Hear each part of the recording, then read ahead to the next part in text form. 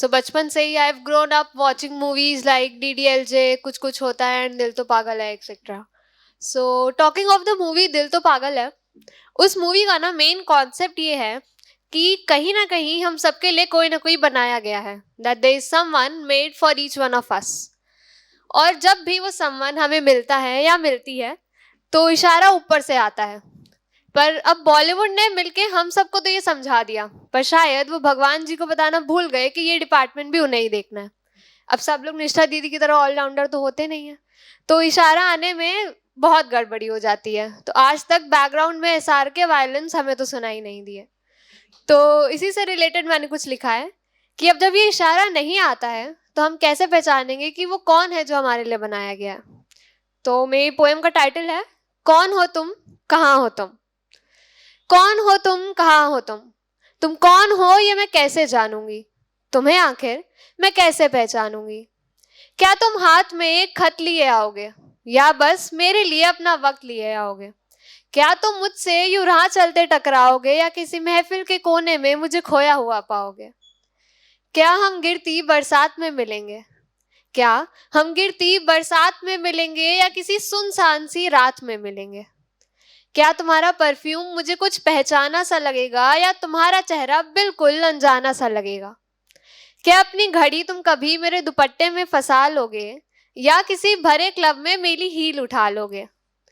क्या तुम पर कभी गलती से मैं कॉफी उछालूंगी या किसी टपरी पर गलती से तुम्हारी चाय उठा लूंगी.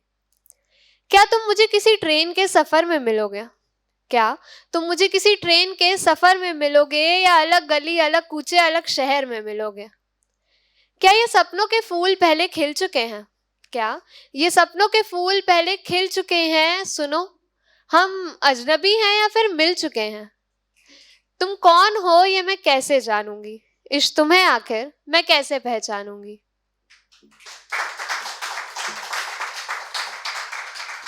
अब जब ये इशारा का इतना मिसकम्युनिकेशन होता है ना, इस चक्कर में हम लोग कई बार कई लोगों से कनेक्ट कर जाते हैं. कोई बातें अच्छी करता है तो किसी की हरकतें अच्छी होती हैं. कोई बेवजह हंसा सकता है तो कोई रोते रोते चुप करा सकता है. किसी की परफ्यूम की महक चढ़ जाती है और किसी की बस आंखें दिल ले जाती हैं. और इनमें से कोई भी ना परमानेंट नहीं होता. तो जब भी ये लोग जाते हैं ये अपना कुछ सामान अनजाने में ही हमारे पास छोड़ जाते हैं और ना चाहते हुए भी हम इन छोटे छोटे हिस्सों को अपने पास जमा कर लेते हैं. ये हिस्सा कुछ भी हो सकते हैं, कोई आदत, कोई तारीख, कोई जगह, कोई गाना, कुछ भी. तो इसी से मेरी अगली पोएम है कि मेरे पास तेरा कुछ सामान रखा है. मेरी जान, जो दर्जा है तेरा मेरी जिंदगी में मैंने पहचान रखा है. बस बात इतनी है कि मेरे पास तेरा कुछ सामान रखा है. एक डब्बे में बंद तेरे कस्मे वादे रखे हैं, एक डब्बे में बंद तेरे कस्मे वादे रखे हैं. ऊपर वाली ड्रॉर में तेरे काले चश्मे सादे रखे हैं. एक डब्बे में बंद तेरे कस्मे वादे रखे हैं, ऊपर वाली ड्रॉर में तेरे काले चश्मे सादे रखे हैं. और जो भेजना था तुझे रह गया शायद, जो भेजना था तुझे रह गया शायद, वो खत अब भी बेनाम रखा है. मेरे पास तेरा कुछ सामान रखा है.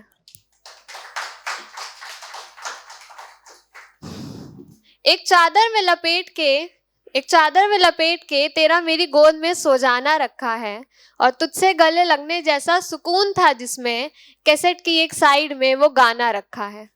हाँ जाने दिया है तुझे, हाँ जाने दिया है तुझे, पर तेरी यादों को थाम रखा है.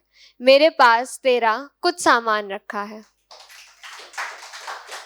किस्मत मेरी अब हिसाब पर अड़ी है, किस्मत मेरी अब हिसाब पर अड़ी है. इश याद आया मेरी एक किताब भी तो तेरे पास ही पड़ी है. और इस गोल दुनिया में फिर टकराने को, इस गोल दुनिया में तुझसे फिर टकराने को मैंने एक दिन तेरे नाम रखा है.